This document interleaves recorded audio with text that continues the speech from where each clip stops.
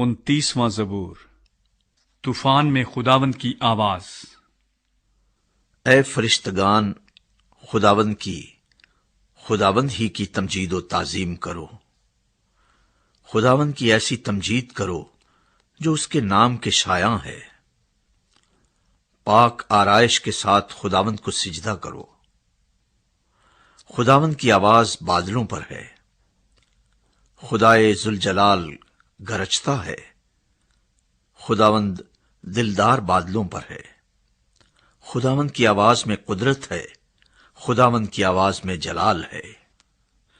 خداوند کی آواز دیوداروں کو توڑ ڈالتی ہے، بلکہ خداوند لبنان کے دیوداروں کو ٹکڑے ٹکڑے کر دیتا ہے۔ وہ ان کو بچھڑے کی مانند، لبنان اور سریون کو جنگلی بچھڑے کی مانند کداتا ہے۔ خداوند کی آواز آگ کے شعلوں کو چیرتی ہے۔